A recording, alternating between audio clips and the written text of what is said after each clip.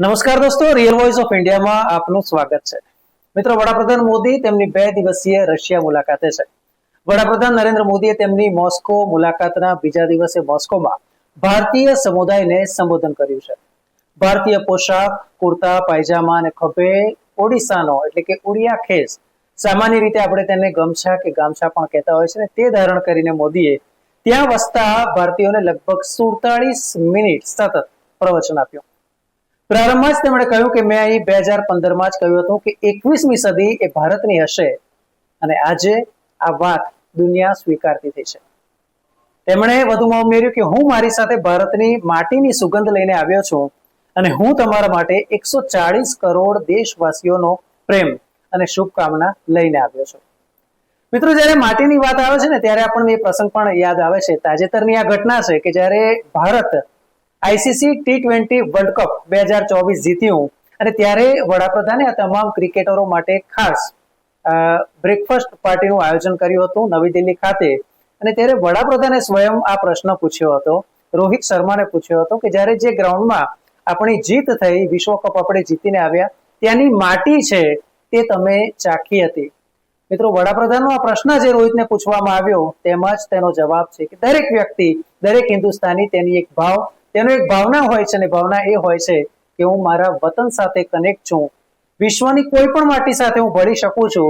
અને તેનો પુરાવો જો વાત કરવામાં આવે તો અહીં પણ આપણને જોવા મળે છે, કારણ કે એવા હજારો લોકો છે કે જે વર્ષોથી રશિયામાં રહે છે, રશિયાની સાથે સાથે ભારતનો સતત પ્રેમ તેઓ પ્રાપ્ત કરે છે. મોદીજીએ 3જી વખત વડાપ્રધાન બન્યા પછી તેમણે કહ્યું કે અમારો પહેલો મોસ્કો સાથેનો સંવાદ છે. આ એટલા માટે આપણે કહીએ છીએ કે અગાઉ પણ વડાપ્રધાન મોદીની જો વાત કરવામાં આવે તો તેઓ વારંવાર અનેક વાર રશિયાની મુલાકાતે ગયા છે. કુલ મળીને લગભગ 16 વાર તેઓ અને પુતિનના સંયોગ રચાયા છે. આ પ્રસંગે વડાપ્રધાને જે ભારતીય જનતા ત્યાં ઉપસ્થિત હતી, જે વર્ષોથી રશિયામાં રહે છે, તેમને એ પણ આશ્વાસન આપ્યું, તે ખાતરી આપી, પ્રોમિસ આપ્યો કે હું 3જી ટર્મમાં 3 ગણી ઝડપે કામ કરીને બતાવીશ. વડાપ્રધાન મોદીએ હર હંમેશની જેમ કહ્યું કે પડકારોને પડકારવા એ મારા ડીએનએમાં છે. આજે વિશ્વ ભારતના વિકાસથી આશ્ચર્યચકિત થઈ રહ્યું છે. અમારી પાસે વિશ્વની 3જી સૌથી મોટી સ્ટાર્ટઅપ સિસ્ટમ છે, તેવો પણ વડાપ્રધાને આ પ્રસંગે ખાસ ઉલ્લેખ કર્યો. એટલા માટે કરવાનું કારણ કે વિશ્વમાં આજે જ્યારે બધે જ આપણે જોઈ શકીએ છીએ કે ક્યાંક મોંઘવારીનું પ્રમાણ વધી રહ્યું છે, કે ક્યાંક બેરોજગારીનું પ્રમાણ વધી રહ્યું છે, પરંતુ જો ભારતની વાત કરવામાં આવે તો આજે સ્થિતિ એવી છે કે 140 કરોડ વિશ્વની સૌથી વધારે વસ્તી ધરાવતો દેશ એ ભારત, અને તેમ છતાંય આજે ભારત સ્ટાર્ટઅપની સંખ્યાની દ્રષ્ટિએ વાત કરવામાં આવે તો વિશ્વમાં સૌથી આગળ છે. જ્યારે આપણે રશિયાની વાત કરીએ છીએ ત્યારે એક બાબત આપણે એ પણ યાદ રાખવી છે કે ભારત અને રશિયાના સંબંધ જ્યારથી ભારત આઝાદ થયું ત્યારથી સતત જળવાઈ રહ્યા છે. જવાહરલાલ નહેરુની રશિયાના વિવિધ જે પ્રમાણે સમય અનુસાર વિવિધ મુલાકાતો થતી રહી છે. ઇન્દિરા ગાંધીના સંબંધ આપણને 1971ની યાદ અપાવે છે કે જ્યારે એ બાંગ્લાદેશની રચના કરવાની વાત હતી, કારણ કે એ સમય જો વાત કરવામાં આવે તો એ પૂર્વ પાકિસ્તાન હતું. પૂર્વ પાકિસ્તાનમાં જે પ્રમાણે પશ્ચિમ પાકિસ્તાન તરફથી સતત જે પ્રમાણે તે લોકોને હેરાન પરેશાન કરવામાં આવતા હતા. મહત્વપૂર્ણ છે કે તે સમય જ્યારે આપણે વાત કરીએ છીએ ત્યારે સરકાર રચાવાની હતી એ પૂર્વી બંગાળ તરફથી રચાવાની હતી, પરંતુ કોઈ પણ કારણસર જ્યારે તે નહોતી રચાઈ અને ત્યારે આપણે જોયું કે જે પૂર્વ બાંગ્લાદેશમાં રહેતા જે મુસ્લિમ્સ છે, જે મુસ્લિમ બંગાળી છે, તેમની એક માંગ હતી કે અમારે અલગ રાષ્ટ્ર જોઈએ છે.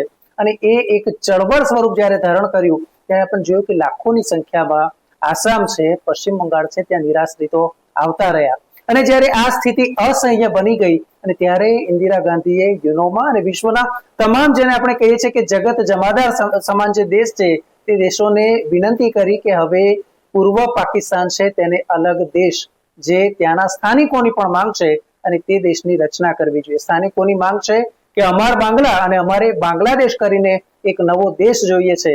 અને ત્યારે ભારતની સામે અમેરિકા અને તેવી જ રીતે બ્રિટન પણ હતા કે જેઓ ભારત નહીં પરંતુ પાકિસ્તાનની તરફેણમાં હતા.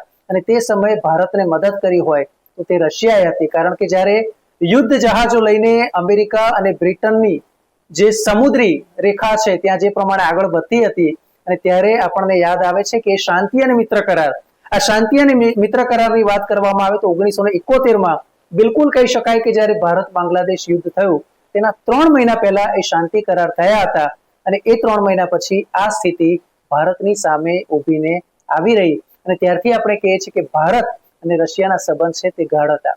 બહુ સ્વાભાવિક છે જ્યારે આ મુદ્દા પર અમે અહીંયા ચર્ચા પણ કરતા હોય ત્યારે અમારા સિનિયર ગજાનનભાઈ છે એ પણ વારંવાર કહેતા કે 1991માં જ્યારે યુએસએસઆર એટલે કે United states of Soviet Russia એમાંથી રશિયા છૂટું પડ્યું તો યુએસએસઆર થી લઈને અત્યાર સુધી આપણા સંબંધ ખૂબ જ ગાઢ રહ્યા છે.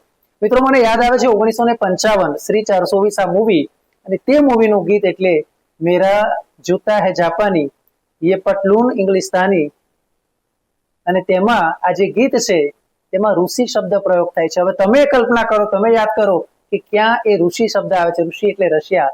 મિત્રો આ વાત છે 1955. ત્યારથી આપણે કહીએ છીએ કે રશિયા અને ભારત એકબીજાના પૂરક છે, એકબીજાના નેચરલ એન્ટાઇટી છે, નેચરલ ફ્રેન્ડ છે અને આ જ કારણ છે કે ભારત અને રશિયાના સંબંધ છે ખૂબ જ મધુર અને જળવાઈ રહ્યા છે. મિત્રો જ્યારે પણ ડિફેન્સની વાત આવે ત્યારે પણ હંમેશા આપણે કહેવાય કે છેલ્લા કેટલાક વર્ષોમાં આપણે ડિફેન્સ ક્ષેત્રે આત્મનિર્ભર બનવા જઈ રહ્યા છે. પરંતુ આ પહેલાની જો વાત કરવામાં આવે તો જ્યારે ક્રિટિકલ સ્થિતિ હતી અને એ સ્થિતિમાં એવા ઘણા જે શસ્ત્રો છે તે આપણને રશિયાએ પૂરા પાડ્યા છે. એટલે આ પ્રકારે પણ રશિયા આપણો કહેવાય કે જે ભારતની સરહદો છે તેની જાળવણી કરવામાં જો સાચો મિત્ર પુરવાર થાય તો તે તરીકે પણ આપણે રશિયાને હર હંમેશ પ્રાધાન્ય આપીએ છીએ.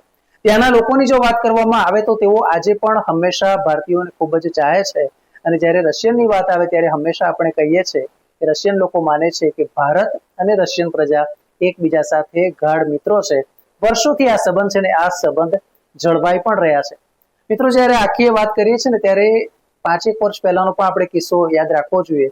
જ્યારે કોરોના કાળ હતો અને એ કાળમાં પણ જ્યારે આપણને જરૂર પડી, ભારતને જરૂર પડી, રશિયાએ આપણને સહાય કરી છે, તમામ વિવિધ સ્વરૂપે આપણને સહાય કરી છે. ત્યાર પછી જ્યારે યુક્રેન અને રશિયા વચ્ચે જે યુદ્ધ થયું ત્યારે સૌથી કપરી સ્થિતિ એ હતી કે સમગ્ર વિશ્વએ ક્રૂડ ઓઇલના ભાવ વધારી દીધા અને ભારત માટે કપરો સમય હતો કારણ કે તમામ જે આપણું ટ્રાન્સપોર્ટ સેક્ટર છે તે આ ક્રૂડ ઓઇલ પર નિર્ભર હતું અને તે મોંઘા ભાવનું ક્રૂડ આપણને પોસાય એવું નહોતું.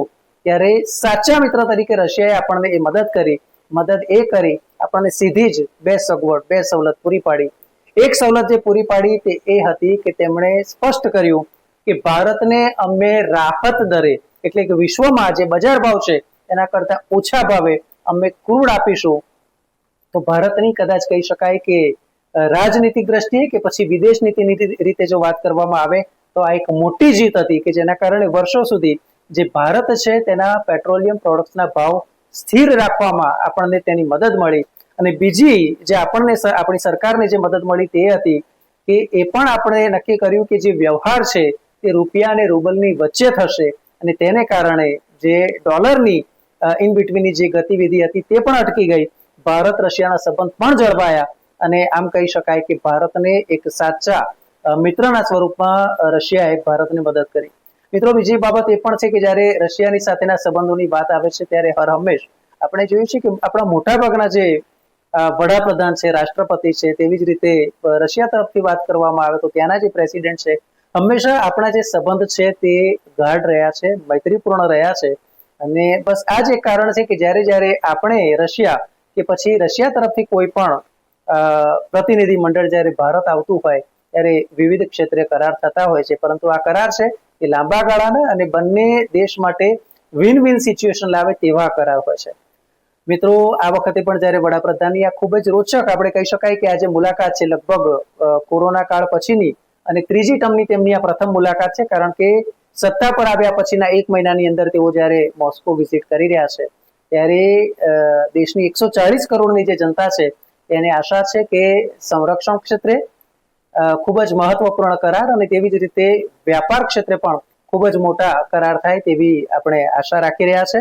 અને આપણે એ જ વાત કરીએ કે ભારત અને રશિયાના આ સંબંધો આગળ પણ ખૂબ જ મૈત્રીપૂર્ણ રીતે આગળ વધે. નમસ્કાર.